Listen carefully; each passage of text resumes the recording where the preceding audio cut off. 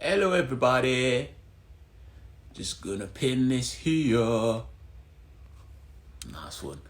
I'll do, and welcome to the final episode of today's Loose Lips. I'm Ben Random, and if you're new to this, Loose Lips has been created to speak with people through the lockdown situation. I want to connect with different people, different walks of life, and just, yeah, man, spread some positive vibes. That's what we're here to do. Hello, Glamis UK? I couldn't even pronounce that. But anyway, hello to you for sending me hello. As you can tell, it's the last chat of the day, as I mentioned. So I'm going to be speaking with Matt Millington, who's just come to the group. So I'll wait for him to send the request and then we'll get connected. Make sure you're connected. Shout out Rob Liston, Bread Bin, sees you. Feeling a super giddy mood.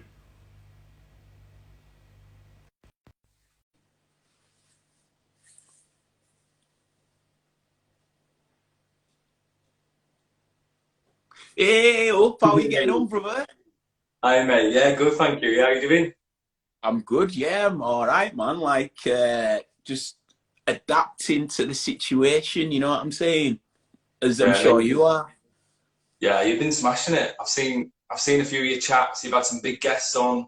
It's a privilege for you to ask me to join you and have a chat. So I was wondering when you were going to ask me. You know, it's been a while, but Do you know what? All joking aside, I probably should have been in touch with some editing tips. oh yeah, no mate, it's been good. And do you know what? The actual being raw about it and just going live and hitting the button and just letting it roll and letting people speak, I think is what this platform's about in terms of going live. So I think you're doing right. It's been brilliant. It brings best out of me as well. Like I'm sure you'll know. For anyone who's watching, by the way, this is Matt. This is what we do: just strike up conversation straight in. But this is Matt Millington. He's a news journalist. He was in. We worked previously at Made in Leeds, and now he's at LeedsLive, smashing it there. Really, of course, he is. And yeah, so you'll know. Like I prefer that. Like I prefer this just more natural air. Like, and the thing about when I were at Made in Leeds, it was like obviously the show, the lowdown, which myself and Kerry Moore always love for Kerry. We did like it was a 24-minute show, so everything had to be cut down. Whereas this, I mean, that what I've just said there would have been cut. You know? Do you know what I mean? I just Yeah. love it. I just love being able to have a bit of a waffle. But on the real though, it allows me to get a lot more in depth with people as well and really go down on certain points which have been raised. So yeah, I love this platform. Yeah, definitely, mate. I mean, I'll just say now, I apologise for what is the blandest room in my house. I've been working in my kitchen downstairs throughout the pandemic and lockdown, and it got to the point we've only just moved house, and I despise my kitchen now. So I thought I need to get away, get up into a separate room. So I apologise for the white walls, white doors. You're in an asylum. Is that what's happening? The Yeah, situation's driven you to madness. You're in an asylum. I know. I know. So yeah, it's been crazy, hasn't it? It's just like unprecedented time, and I don't think it's going to properly sink in until we actually get out of all this. Like as a journalist, like I'll never cover something like this ever again. And we've done some big stories over the last few years. Obviously, with all the Brexit stuff, it's been a bit mad, but this we never saw this coming, and then suddenly we're all in lockdown and all the businesses are closing and people are losing their jobs, and it's just been crazy, hasn't it? It's things like this that are keeping people going, and you know, I mean, the amount of like we haven't seen as families for weeks, so it's just crazy, isn't it? It is crazy and it is adapting, and we do have a social responsibility. But you know, we've not been through anything like this, and fingers crossed we don't go through anything like this ever again. But from your background of like news, would you say like, I mean, Brexit was huge, as in a monumental part of like British culture. But it was such a prolonged time. It wasn't, say, like a knee-jerk reaction. Would you say that the other big thing that you've, been involved with covering, other than this, would be the MP from Birstall? Do you remember that day when we were all in office and everything had to happen and everyone, Yeah. these sort of moments don't really happen. And from covering it from your side, how do you burst into action and remain so level-headed, but by still having to capture significant content? Yeah, I think you're obviously referring to the Jo Cox murder back Yeah. in 2016, just before the referendum. I think the difference with that day was because that all happened, it was just a regular day in the newsroom, and then suddenly you find out that somebody's been shot just down the road from you, and then you realise it's an MP, and it just becomes the biggest story in the world. And I think the difference with that is it wasn't until maybe the end of that first night, when you get home and realise what you've just been a part of.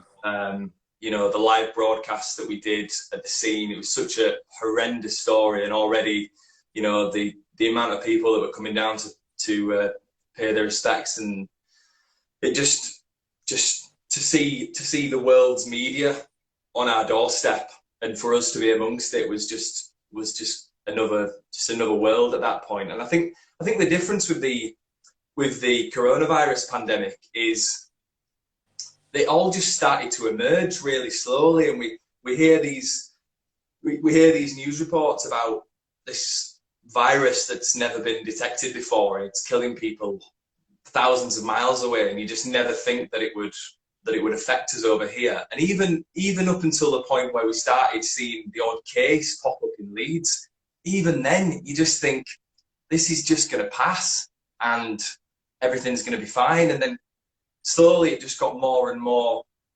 Obviously the cases just rose and rose, and then you see the other countries that were even worse hit in those initial stages, and then suddenly we've got Boris Johnson in Downing Street every night telling us what the next move is, and that everything's going to change, and that we're going to go into lockdown. And I just think it was a strange time, actually, because we got quite a lot of grief when we were covering this when it first came, because people saw it as scaremongering.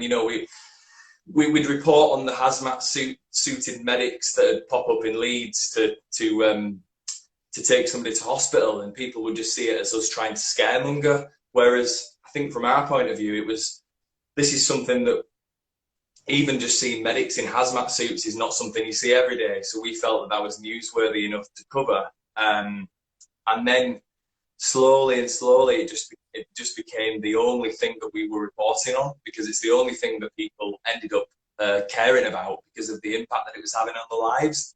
And then obviously the death toll that's followed is just, which is the most tragic, part of everything, is the fact that every day we have to report on the amount of people that have passed away. And I never thought we'd be doing that, that we would have like this regular slot every afternoon where we just give an update on how many people have lost their lives. And we decided to do that and follow that through right until the end of this, just out of respect for everybody, that the families that this was affecting. And then also what we've seen in the last 2 or 3 days in Leeds, for example, is we've had 3 days with no deaths recorded, which is just such positive news. And the response that we get, especially on social media, when we can report something like that, which is so, amongst the team, it's so welcome to be able to go on, by the way, no, the figure is 0 for Leeds hospitals,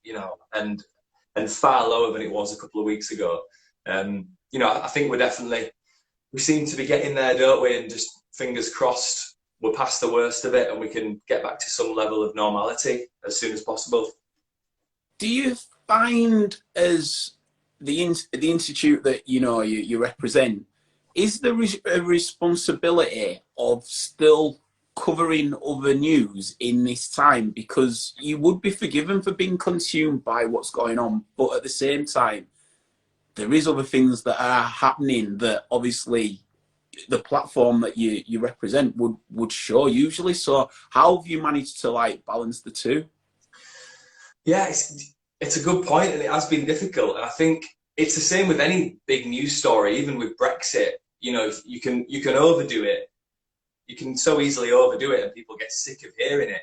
I think the difference with the coronavirus pandemic is the impact that it's had on so many different people. There's nobody that can say that they haven't been impacted by this at all across. True. So I think for that reason, it's more about making sure we get the right balance of news that has some relation to the pandemic. So we initially we looked at launching some live sort of blog coverage of the positive things that were happening, because we got so many emails through from some of the people that were doing good things right from the off to try and support, especially NHS workers. So we've just done as much of that as we can do, in amongst all the doom and gloom, to try celebrating the stories. Yeah, that's it. And the people, there's been a lot more of a focus on people and what they're doing. And I'll tell you what the difference is now, is that there's a lot less crime happening, which is one big thing, because nobody's out and about. There's nobody robbing houses and, you know, and ram raiding shops because there's nobody there. You know, there's nothing in them, and it's just that's been the big difference. But it's probably been welcome, because sometimes we can overdo the crime side of things, and you get to lunchtime on a Monday and you realise that all you've covered is the most negative news for Leeds, and anybody that's following us is thinking, gosh, it's Monday and I just want to, you know, I don't want to hear this every 45 minutes, you know, a new story. So it's so yeah, I think that's the difference. I think it's the fact that we are still covering other news, but it's so difficult because, you know, the courts are closed, and that's where we got a lot of news from. And our court reporter was furloughed as a result of the pandemic. And then we had a What's On writer that was all about celebrating the things that were happening in Leeds, and the concerts and the restaurants and the food and the drink, and all that was closed down. So he was furloughed, and I think that's the reality that we were left with. So it was just a case of trying to get the right balance of positive news and making sure that we do go all out with it when it happens, but then not ignoring the serious stuff, and making sure that we're keeping people informed on what's going on. I suppose that's it. You are the sort of like flagship in a way for knowing what's going on. So you have to be on point, but like you say, you don't just want it to solely be that. And when I remember I DJ'd at the launch of LeedsLive, remember that. And I love the concept of it. And as it's played out, you know, it is a proper go-to for people of Leeds. Like, it's their go-to. But you just said something there which has got me down this trail of thought, is how do you manage, like, there's so much news, like, there must be so much of an influx of news, like, even like, I don't know, a ferret handler juggling 4 ferrets is news. Do you know what I mean? Like, how do you know, like, right, we're a bit over we're doing too much of this, even though it's warranted as news, but it's going to drain people's just like minds. So we need to put some of this in as well, but we don't want to ignore and seem like we're overlooking that. Like, that must be such a weird like thing to gauge with what goes in. Yeah, I think so with LeedsLive, it's, for anybody who doesn't know, it's really the only digital platform, solely digital platform, where you've got an entire team that are only focusing on a website to deliver news and trawling through social media every 5 minutes to keep up to date with what people are talking about, and then also getting out and about and going live as soon as possible, so that we're keeping people up to date. We don't have to worry about a newspaper, and we don't have to worry about a TV program, or, you know, waiting until 6 p.m. to tell people what's happening. It's all just as live as possible, hence the name. So I think, to answer your question, it's the beauty of that is that we get so much feedback from readers, not only in comments on social media when they tell us that they're not happy about something we've written, but more so just in the actual audience traffic to stories. We've got this live tracker of every person that's on the website, how long they're spending on the website and where they're clicking. And I'll tell you, like, when we first launched LeedsLive, the news that we covered then was so different to what we cover now, because we're so more clued up on what people actually want to read about. And What sometimes did you think it was in the initial stages of it? What did you believe it? Well, what's it sort of changed from and to? it's a difficult. I think it's a difficult question, but you realise that people. I think you've just got to get the right understanding of what really matters to people. So, for example, we cover some of the biggest talking points in the city. So, for example, the big HS2 high-speed train Yeah. that is going to be built from London to Leeds, and it's going to, the campaigners say it's just going to rip up a load of countryside, and it's going to come right bulldozering through Leeds, and it's not what we need. And then on the other hand, we're going to be closer to, it's going to be so much quicker to get to London, etc., etc. So I think stories like that. I think in the early days we didn't focus as much on the impact that it was going to have on people, and more so just the ins and outs about where things were at with the planning for it and developers. And I think it's important stuff, but it's just about just getting the right angle on the story so that you engage as many people who are flicking through a timeline of all sorts of weird and wonderful things on their news feeds on Instagram and Facebook. You've got to try and catch their attention within like 2 seconds, and I think we've just got really good at doing that by understanding the best way to tell stories. So we still, we always knew the sorts of things that were important in Leeds, but then at the same time, I think it's more just the way that we're telling the stories that's changed more than anything. And then we know that we know there are certain topics that always attract big audiences. So whether that's, I don't know, anything to do with schools and updates around schools does quite well. For example, school places is a big thing because there's too many people moving to certain parts of Leeds and they can't get the kids into the right schools, is an example. And then transport's always been a massive thing because, we rely so much on cars and we're always stuck in traffic and the trains are poor. So there's certain sort of news topics like that have just slowly become something that we really pride our coverage on, keeping across as well as we can. Things that intersect into like the facility of people's lives, like honestly, trains, poor. Like the beef that me and trains have had over a few years, man, is crazy. But it's true. It's true. Like it's the stuff that impacts really. And I suppose what you're up against with it being solely digital is that it's like people can click off. Like, for example, been on the phone, there's so many different things. A call could come through, a message could come through, they might want to change a tune on the playlist. So there's so many things that you're battling with. So it's almost like, are you making stories that capture them there because it's relevant for that time there, or is it more it's there and people can find it when they're searching for that topic? There's a real mix of that. So we do a lot of sort of informative stuff. I mentioned about the What's On writer that we've got. He's writing a lot of stories that can last a long time. So if he's looking at the best bars in Leeds, it's something that somebody might actively go out and search for through Google. And we just want to make sure that we're as high up on Google as we can be, for the simple fact that we've got somebody in Leeds who knows the city, goes out and drinks in these bars, and wants his list to be above some randomer somewhere who doesn't know that this doesn't know Leeds. So there's stories like that, and then on the other hand, you've got breaking news and that you're trying to get to reach as many people with as soon as possible. So it's just that's the battle that we've got, is that people, they're not only getting news from us as one, there are other platforms, the national news that they're following, and the newspapers and the tabloids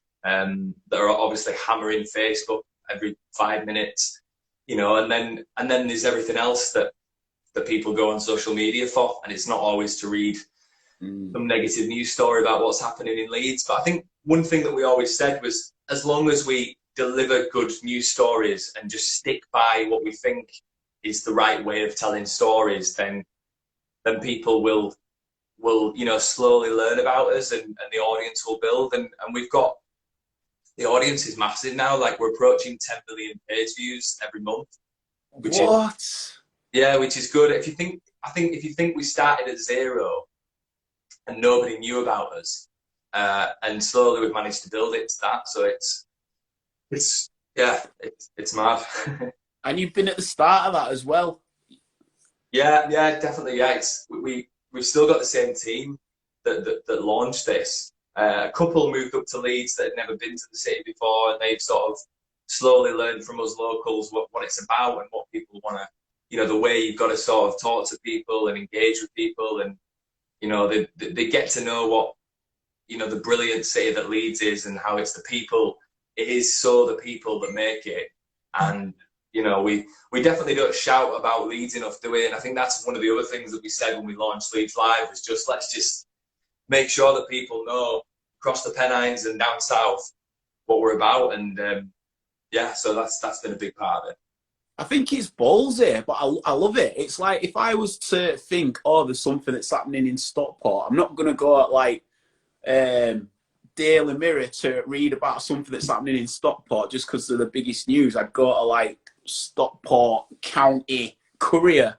That could be a true name. But you know what I mean, though? I love the fact that it's LeedsLive and it's like it backs it. It is balls. It's like, yeah, we're only focusing on Leeds, and people Leeds will be like, yeah, true, right? And not only that, I think when I reflect back at the situation, what happened with Jo Cox and the coverage that Made in Leeds did to what a lot of the majors did, is you could spend more time getting into it. You could, because it's our area. Do you know what I mean? So, like, I think that's the level of the trust. It's like, even if they might go to a more established, bigger news provider, they'll still come back to LeedsLive as well because they'll know they'll get like that personal feel about it. Would you say that that's it? It's almost like a piggyback thing.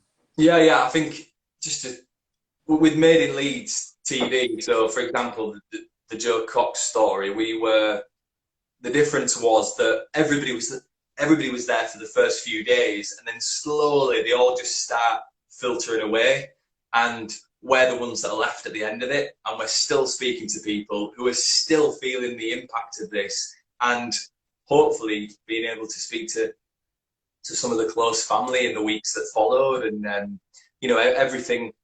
That's the difference, that you can carry stories through as long as you want to. And I think with launching something from scratch, there's also no sort of legacy to uphold around the way we cover these stories, and that was the good thing about Made in Leeds TV, was that we could just do whatever we wanted. And it's similar with LeedsLive as well. We stick around with stories, and we just give it everything we've got.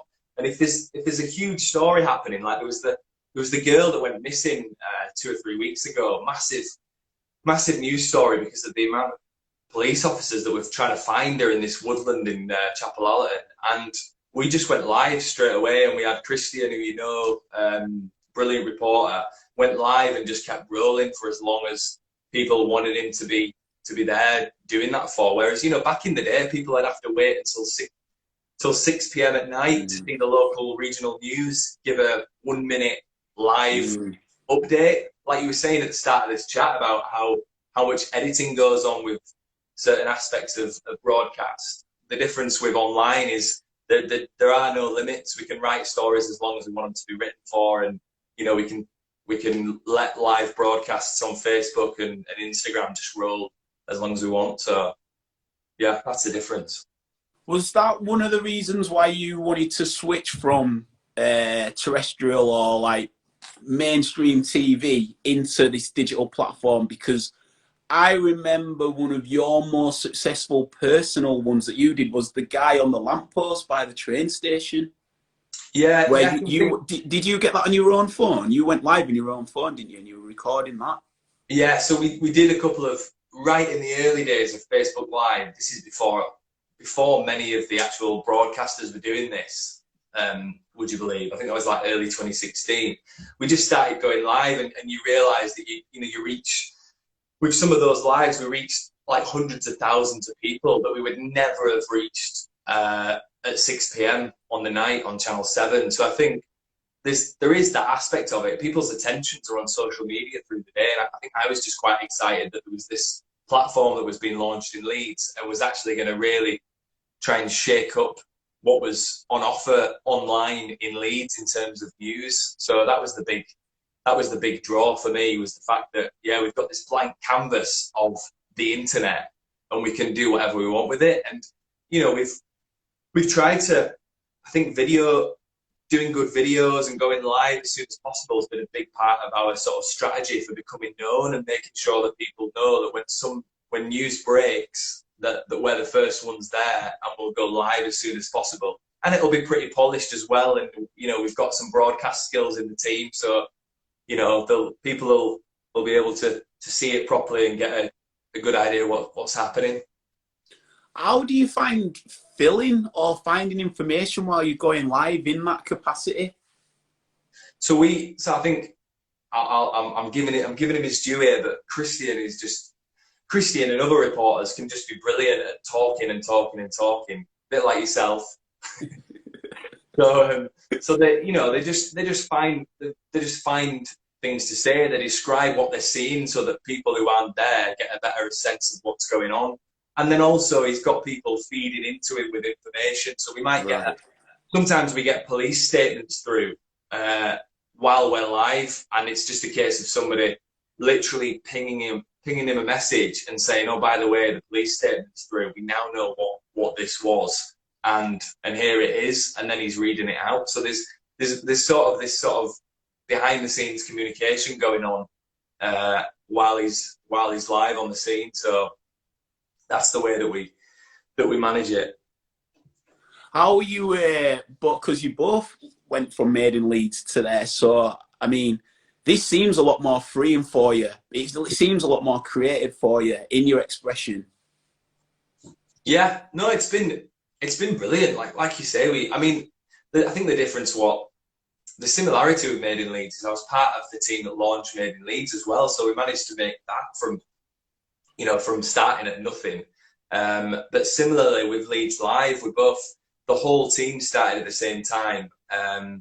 And it's just been a crazy 2 years. And the difference is that you actually really do see the impact that you're having on people, because the audience grows and grows. The comments start coming in, and the interactions on social media, and people start telling you what they think about what you're covering, whether it's good or bad. And we listen to it, and we try to take it on board and look at better ways to cover stories and see if there's anything we missed, and just try to keep growing the audience and making sure that we're impacting as many people as we can do with the journalism. Been from around the area, and obviously representing the city and, you know, championing stories from the city. Is this like your mecca where you want to see this grow into such a platform where it's the first resort for Leeds? Yeah, 100%. Like, it makes it, but you know, the passion's there because I grew up in Leeds. I didn't know, like, there's so much of Leeds that I didn't know growing up. It's weird. You grow up in these little bubbles in little parts of Leeds. So I grew up near like Pudsey Way.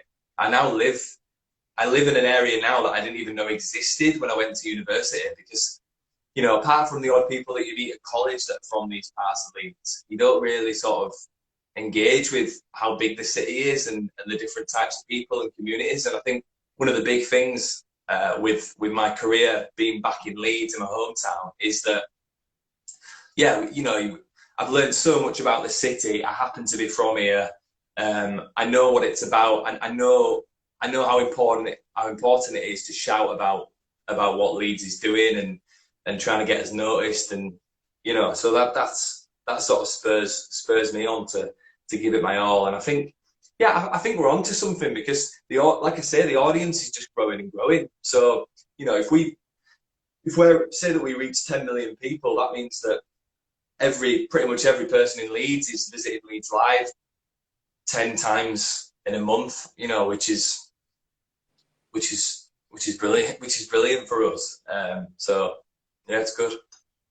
I like the way as well that you utilize social media. So I see that you'll put things in like Leeds Face, and for example, and it feels like you're not hiding behind just being reporters or whatever. It really seems like you're engaging with the community and you're approachable. Do you think that that's one of the successes why you have this like connection as well? Yeah, I think people sort of it's weird because we get some people who comment on stories and they say, "Oh, you just got this from Facebook." You know, that's not journalism. But it's like, hang on a minute, like the amount of the conversations that happen in communities and how aware people are of what their neighbours are doing is that's so much more, you know, part of everyday life now than it used to be because of things like Facebook groups. So what we decided to do from the off was just engage with these little pockets of leads as quickly and in the best way as possible. And one way of doing that is by maybe, you know, for example, one of our reporters got in touch with some of the Morley groups and just said, "Guys, tell me what's going on in Morley. I just want to know, like, you know, what are the local issues, what's affecting you?" And, you know, people get in touch and say that some private parking companies charging us all too much to go and do a shopping, or, you know, something so local like that, but it impacts so many people. So just, you know, for us, engaging with as many of these communities as possible is the way to do it. And luckily we've got platforms like Facebook that we can use to do that. So we just use it as much as we can. I think that that's powerful, man. And you know, going back to like Made in Leeds, that's one of the things that I wish our side would have probably been able to do a bit more. You know, you can always look back in hindsight, but that's what you want. You want your community to feel like it's been represented. That's it. And I feel like that's what people do get with LeedsLive. Yeah, yeah. And it's funny, we took on a new staff member recently, and we said to her when she started, we said to her, "We want you to literally go through and see where we've not been yet, see the communities that we've not covered yet, because, you know, you do miss certain parts of Leeds, and we just want to get across as many places and covering these big issues that matter to people locally as we can."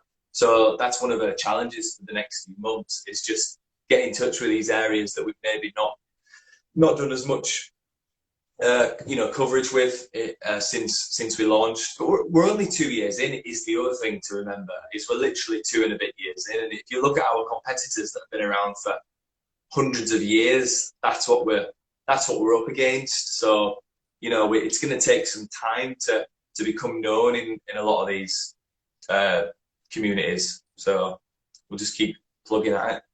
I think the way that you've risen, though, is very on trend with the current situation of how we interact with social media. So I think even though they've got the experience, I think you're ahead of it by how you're coming up through it. Yeah, like I said, we've got a team of, so on Leeds, we've got a team of 6 or 7. And like I say, that the focus is completely on online. So there's no worry about, the only deadline is the one that we set ourselves for getting something on the site as soon as possible.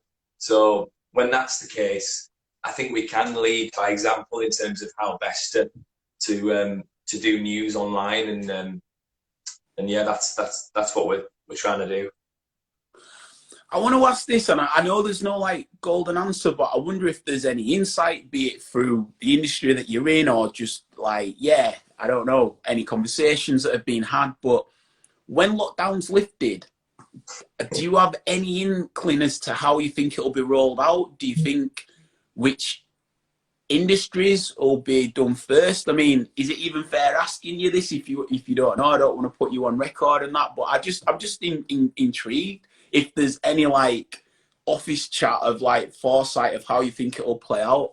Yeah, I think the best way to look at it from what we've gathered from the updates that we get. So we're part of a bigger network of websites across the country, and we were able to get some of the bigger talking points nationwide that we think are going to impact Leeds, and look at sort of turning them around ourselves and making sure people are aware of what's going on across the country, because it's impacting them as much as any other area of England. So the reason I'm mentioning that is because,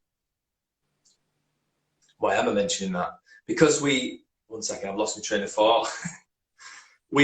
So what I'm saying is we basically keep across what's going on, and the latest updates we've got are that I think what the signs are that as long as you can social distance, a business is going to be able to open sooner rather than later. So I think, you know, we're seeing that the shops are going to be open in sort of early to mid-June. All the retail shops are going to be opening again. And they'll hopefully have taken note on what supermarkets have been able to do over this lockdown period, and be able to somehow bring something in like that. And I think that's the way to look at it, is that if there are businesses that can social distance, or I think with bars and restaurants, it's just about being outside where possible. So I think a lot of the pubs and bars will be able to open, won't they, soon, eventually, and maybe just have bigger outdoor areas and have a bit of a different setup, and, you know, less people indoors. And everybody just needs to be conscious of social distancing. I think that's the key thing with it. But it's not easy, is it? I don't know if you found it when you go to the supermarket. You know, I know everybody's slating each other for not adhering to the rules, but it's so difficult to social distance when, you know, you turn an aisle in a supermarket and there's somebody just standing right in front of you, and you don't mean to get close to them. And, you know, somebody's thinking, well, what's he doing? He's not social distancing. But it isn't easy, is it? I think we've realised that a lot of internal buildings have been constructed to pin people in. Like, it literally feels like that. Like, the amount of space that sometimes you do get in a supermarket, you're like, usually I'm trolleyed in here. But, you know, like, it does feel like that. And, yeah, I think the reason I bring that is, obviously, I've got a strong affinity with, like, the bar and hospitality industry. And I know that there's a lot of that, like, that seems like that's going to be the last area. Even though it's, from what I understand, it's like the 4th biggest, like, income revenue for the country. But I think for you, I think the difficulty is if you're talking about, you know, packed bars on a Friday or Saturday night, or I think gyms are similar as well. It's like there are just some environments that are so, like you said, people are so close up with each other, and these places are designed to be busy, aren't they? You know, the bars want to be as busy as they can be, so they're designed to be sort of compact and keep people. I don't know how it's going to work with nightclubs. And this is it. I think this leads to, like, where a sort of funneling conversation is, like, do you think then that the news story once lockdown's lifted is that a lot of bars are going to be working at a capacity, say like 40% capacity because of safety, yet they'll still have to be opening, but their rates are still high? So, like, I think that that's going to be, like, the future story, is how businesses are having to still pay the same rates, but obviously their income's down. Yeah, no, I see what you mean, because they're not going to be able to serve as many people.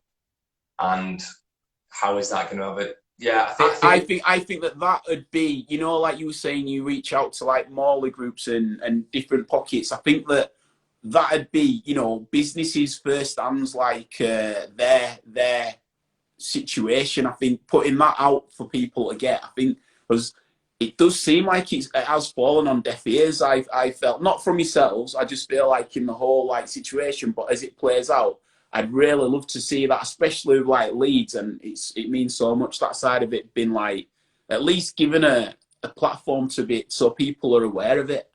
Yeah, I think, yeah, it is worrying the businesses that are going to take the longest to come back, and then how it's going to be afterwards is the big question. And I think maybe it's just too soon to, and it will come, and there'll be a time when that'll become the big talking point.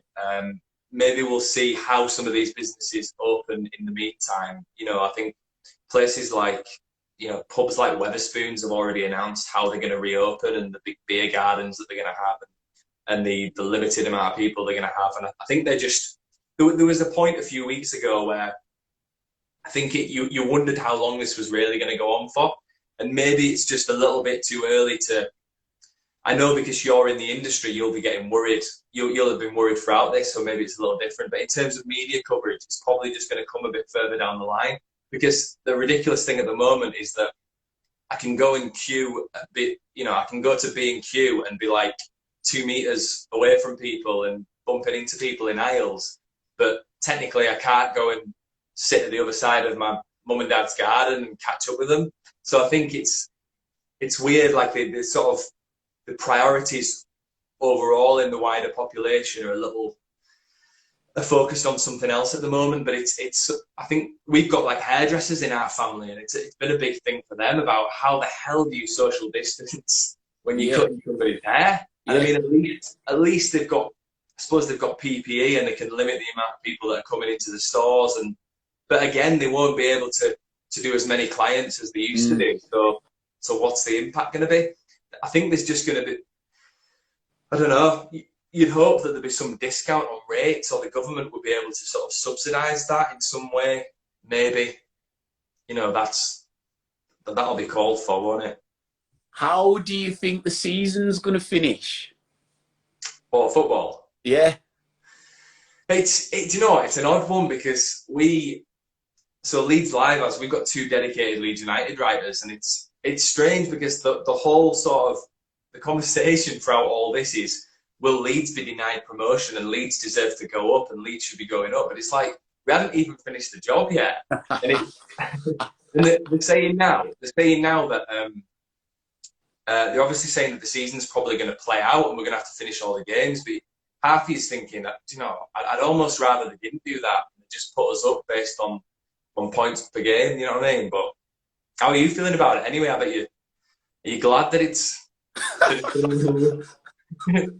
It's been the craziest season ever, and I really feel like I've been there with them this season. Like when it kicks off at Everton, I was in the middle of it, splitting it up. Did you see that? Yeah, mate, I see you in the stands on Match of the Day. Yeah. Every game. I see you with your hat and your hair every game. So yeah, I still think we're going to get Champions League. I still think if we play. It's funny, isn't it? But the weird thing is, though, I don't know how you felt, but there was a period, I think it's probably because we were just covering coronavirus 24/7, where for a second, I just didn't even, for a couple of weeks, I didn't even engage in what was going on with football. It was just, this is just so far from being, than becoming a reality that, you know, I mean, I think that the sucker punch for Leeds and for Liverpool is that it's just happened to 2 teams that looked like they were about to get what they've been waiting for. For you know, for us it's 15 years and Liverpool longer. So, you know, it's it'll be interesting. But you know, I mean, how have you been keeping them? Because like you say, you've obviously got, you know, a lot of what you do is out and about in these bars and clubs over in Manchester and whatnot. So how's it been for you? It's been right. So I had 18 hours of just like Macaulay Culkin moment of like literally like, oh, shout out Beth just come to the group. But after that it was like just get myself together, and there's a social responsibility, there's a bigger part to play in all of this. And then I felt summoned to still connect and raise people's spirits, and I was like, I'd started doing quizzes at first and that were cool, and then I wanted to chat with this last called Claire, who I met at a wedding ages ago, and she drove me back from York to Leeds, and she was properly inspiring. Like, she overcome cancer, and just proper, you know, like one of those conversations that just changes like your perception of, let's be grateful for what we've got. I was like, you know what, I need another one of those sort of conversations. And then I thought, well, who else should I not have turned before we know it? This came about, and then this has been a real good lifeline. And financially, I've not earned since like the middle of March, but it is what it is. Do you know what I mean? It's like, as I say, there's a bigger part to playing all of that, and things shouldn't be defined by just finances. You know what I mean? I'm still fortunate to have like my roof over my head, food in cupboards. That's the main thing. So once that's there, and you know what, some mates who are proper like back me corner as well, which I've got to love. Like I believe I'm on this planet to raise spirits, and that's why I got into what I do, be it comedy, DJing, like me writing, whatever, and that's what I'm here to do. I felt summoned to still connect, and if anything, I've been more productive with me behind the scenes creativity, you know, with my writing, I am actually learning to edit and stuff like that. Do you know, like the things that I can strengthen upon to make myself the best version of me. So yeah, I've seen it as I've not seen the time and the situation as a blessing, but there's the red and the blue pill, and like they both exist. It's just which one you're going to shine light on. Yeah, I think, yeah, mate, definitely one thing that you're good at is just flipping it around and just trying to see it, because there's just the way you perceive something is massive, and I think the winners in all this through lockdown are the ones that have been able to sort of, you know, flip it around for their own advantage. You know, I mean, it sounds stupid this, but I started learning the keyboard when all this happened. I just thought, like Ross Geller. Yeah, I just thought I'll get I got literally my mum and dad had a keyboard in the loft, and I thought, I'm doing this. And I mean, to be fair, it's whittled away, and I'm annoyed myself. But just things like, you know, I think people have just got to find ways to fill the time. And I think like what you've done, being able to connect with people as much as you can through all this is important, and just letting the camera roll and speaking to people and seeing how they're coping with things, you know, is massive. And just trying to see it. I mean, luckily, it's not impacted me in the way it has other people. So, I mean, I'm talking like, oh, look, let's all look at it the right way around. But, you know, there's some people that this has just hit them like for the bricks for various different reasons. So there's obviously that to always bear in mind. But like you say, you've got to try and, in your own world, you've got to try and see it in the best way possible, and just crack on. And you know, we'll get through it, and we'll look back on it, and you know, we'll be back to normal, won't we, soon, hopefully. Well, what I'm saying is that for me, old normal didn't work, and I don't believe in the term new normal. So I'm asking people, is this pause or reset? How do you see it? Reset. I believe it's reset. Yeah, 100%. Yeah, I think it's a time to just, I don't know about, I feel better in myself since we've been in lockdown than before. And I remember when I was speaking to family and friends, and they were like, oh gosh, how are you coping? You can't go out, you can't do anything. And I just thought, somebody actually telling me what my limitations are in the world, and then me just making the most of them. I don't know, it was almost more comforting than knowing that the whole world's out there, and maybe I've not quite seen it. Do you know what I mean? That's fair. I understand that. That's deep. That's 10-9. That's 10-9. 10-9. We share the same birthday. Anyone who's just wondering what 10-9 is. But no, that's deep. I like that. Yeah, so, you know, and I think that's the big thing. And then, do you know what the weird thing at the same time is my wife, Jade, is a primary school Hello, teacher. Jade. So, yeah, it's strange for her, because it's weird because in terms of the worries around work, it's been so full on in that sense, because it's like, how the hell do we get kids to school safely and make this work? You know, initially it was for key workers, and then now it's for the kids that are going back in June. She's going to be full time again from Monday. So for her, it has been a bit of a strange time, in that almost different to me. Although I've been working full time from home, it's been, yeah, I think for her, she's just had that other concern of how they're going to make it work at school, and they've still had to go in and you know, and keep things going the way they were before. So yeah, it is the uncertainty and the adapting, isn't it? I suppose, and I think like the thing that's sort of pulled me out of that 18-hour is that the human spirit it's unbreakable, and now it's undeniable, I believe. And like, I think you said it earlier, is that this has affected everybody, but when we come through it, we've all come through it. That's, you know, it's not like sometimes like a pocket might have gone through something and they get it and other people might not get it. Like, we all now have been through this, like, be it handle it in different ways. Once this is done, we've all got our own experience of something that is this major and that we've come through. And I think we should all take props for that and be proud of it. And I don't think it should be, I know like there was the saying Brexit fatigue, and I get that. but I don't think there should be a fatigue with this after. I don't think it should be spoke about in a manner of like, well, it just be spoke about because it's done with, and it should be spoke about from a point of we all got through it. We should rejoice the fact that we have, and I think that's what I'm looking forward to at the other side of this when it's reset. Yeah, and do you know what? I think that might be the lifeline for businesses and the sector like the one that you're in, is that people are so desperate to get back what they took for granted so much before.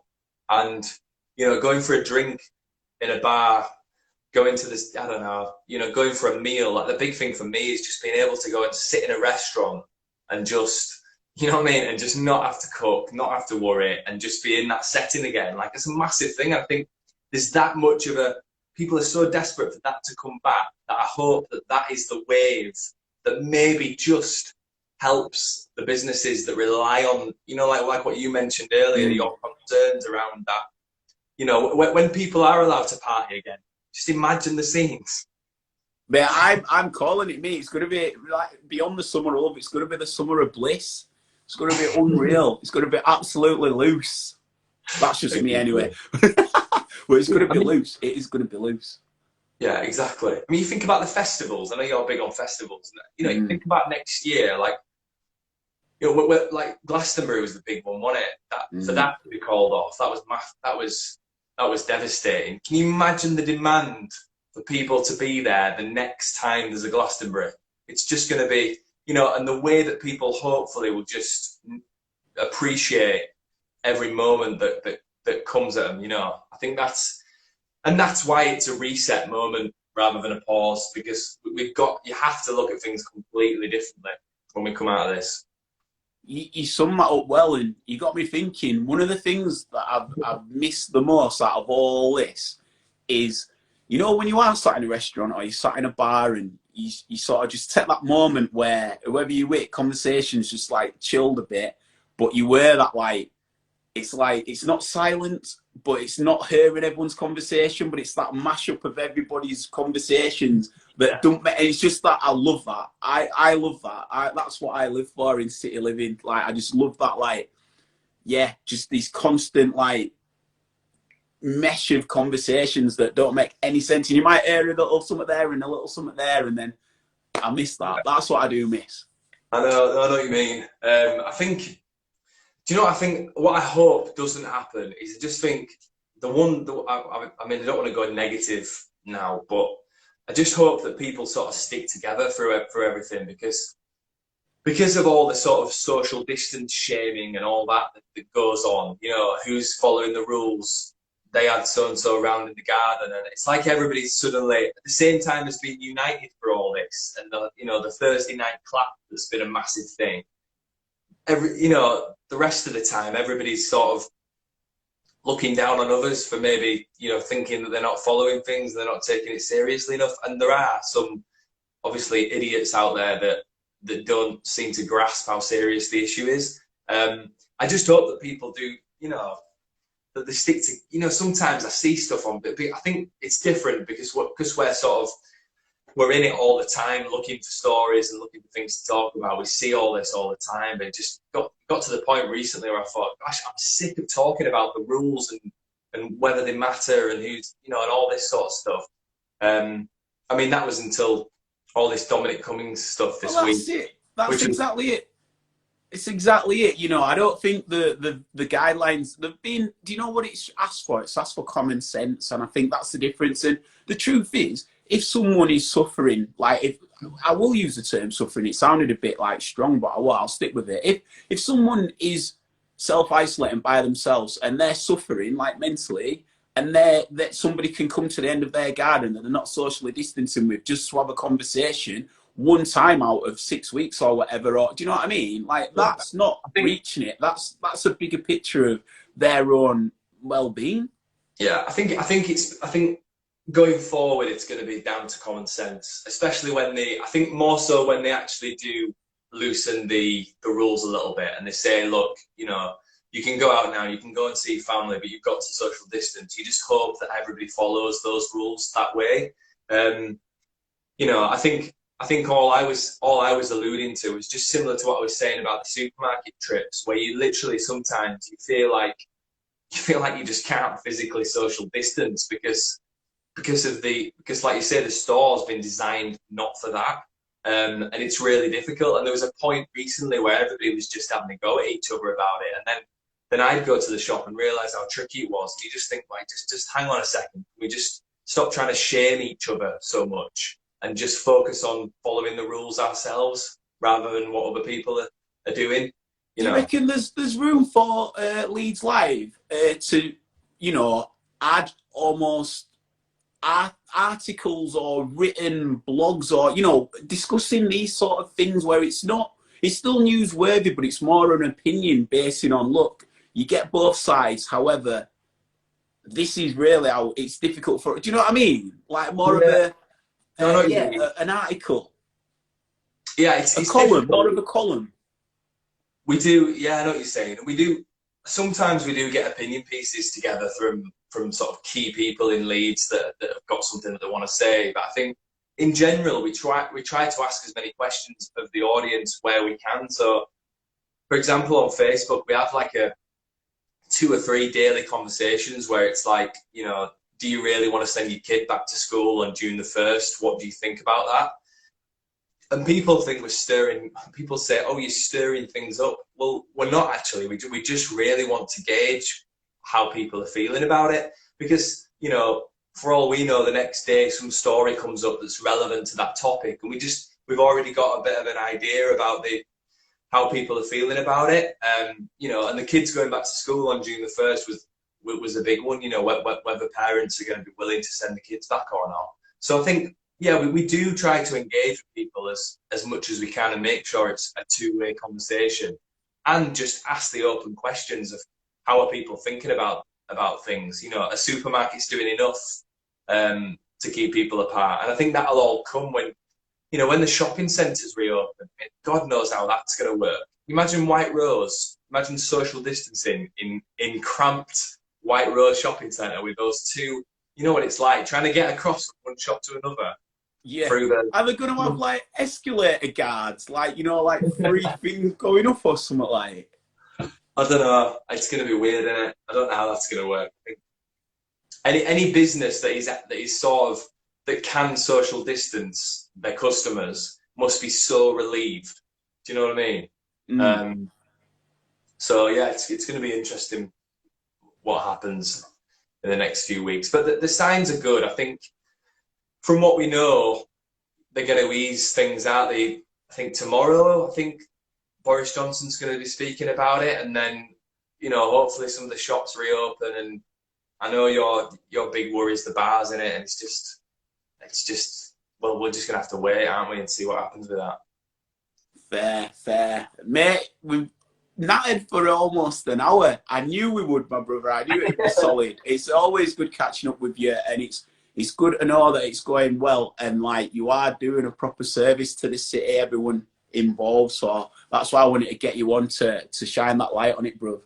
No, I appreciate that. No, thank you, mate. Thanks for the exposure. And look, just keep doing what you're doing. And I think, you know, plugging away with it and speaking to as many people as you can. And I hope that people that watch do give things a share and do let somebody know about stuff. And, you know, because conversations and what people talk about can impact all sorts of different people, can't they? And as long as in Leeds we stick together, we'll be right, won't we? So the sense of community, mate. That's right. We'll be right, and I'm sure we'll be out before our birthday. So yeah, definitely, mate. Yeah, we'll do it. Take care, brother. Right.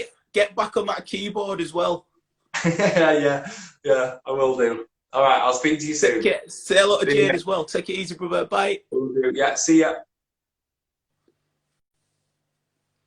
Final chat of the day there with Matt Millington, involved with LeedsLive. Anyone who's based around the city, you will definitely have come across a lot of their articles, headlines and news stories that cover the city really, really well. If you're new to this, I'm Ben Random. This is Loose Lips. You can find all the chats on YouTube at Pop Cult Chic.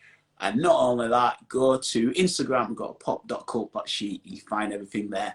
I do all the chats off my channel at Ben Random. I do them on a Monday and a Wednesday. So we've got 2 more coming up next week. So make sure you give me an ad, give all these a share, and spread the vibes, man. Spread the love, spread the love.